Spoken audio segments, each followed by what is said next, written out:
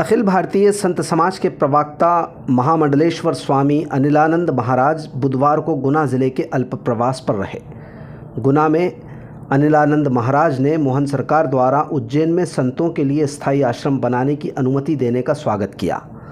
वहीं आईएएस अधिकारी शैलबाला मार्टिन द्वारा मंदिरों में लाउडस्पीकर को लेकर दिए गए बयान पर तीखी निंदा करते हुए उन्हें देश छोड़कर चले जाने की सलाह दी है।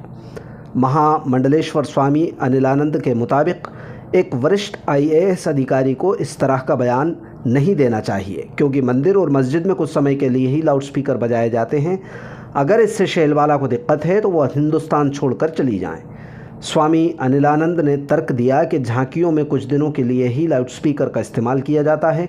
इसी तरह मस्जिदों में भी कुछ देर के लिए ही धार्मिक सिलसिले में लाउडस्पीकर बजते हैं। मोहन सरकार ने भी अपने आदेश में स्पष्ट किया है कि मंदिर और मस्जिद में सीमित ध्वनि के साथ लाउडस्पीकर बजाए जा सकते हैं।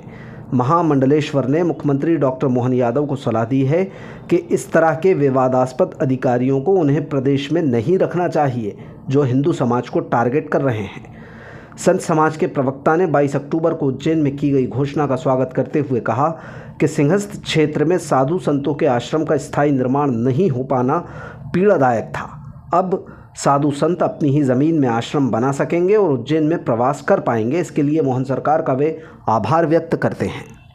देखिए, हम माननीय मुख्यमंत्री जी का हृदय से आभार करते हैं। कारण क्योंकि वो धर्म की नगरी में उनका जन्म हुआ है, वो धर्म की नगरी में ही पले बड़े हैं और धर्म की नगरी से ही वो महापौर बने, विधायक बने और मंत्री बने और मुख्यमंत्री बने। ये बाबा महाकाल का उनके ऊपर आशीर्वाद है और उस आशीर्वाद के फलस्वरूप उन्होंने साधु संतों का भाव को समझा।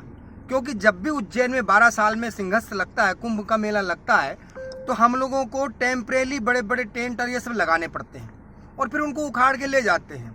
आज जिनकी ज़मीनें हैं, अगर माननीय मुख्यमंत्री जी ने ये आदेश करने की बात करी है कि जिनकी ज़मीनें हैं वो वहाँ कुंभ क्षेत्र में अपना आश्रम बना के वहाँ कुंभ क्षेत्र में रह सकते हैं, तो हम उनका बहुत बहुत स्वागत करते हैं, बहुत बहुत साधुवाद देते हैं। क्योंकि इस प्रकार से कई वर्षों से साधु संत इस पीड़ा को देख रहे थे कि ज़मीन तो हमारी है, लेकिन हमारे अखाड़े की भी है, लेकिन बनाने की अनुमति नहीं मिलती थी कुंभ क्षेत्र में। अब माननीय मुख्यमंत्री जी ने कह दिया, इससे बहुत अच्छा पूरे देश भर में एक बड़ा अच्छा संदेश जाएगा।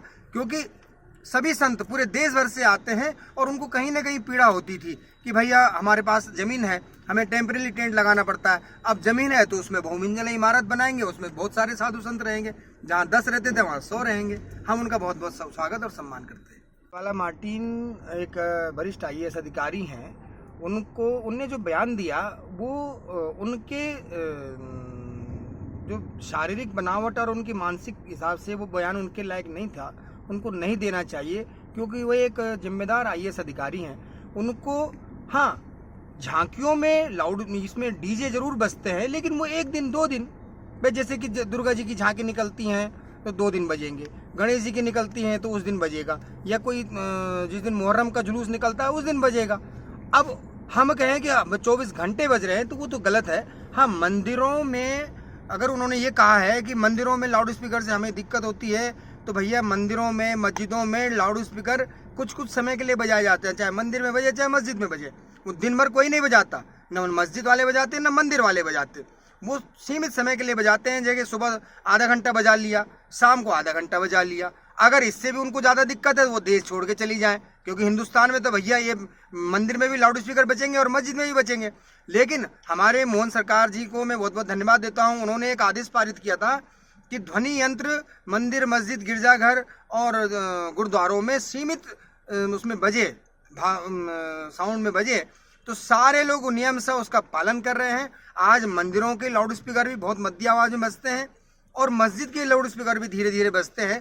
तो अगर इतने धीरे बजने में भी उनको आपत्ति है तो मुझे लगता है कि वो किसी विशेष समाज को से प्रेरित होकर और हिंदू समाज को टारगेट करने की कोशिश कर रही हैं।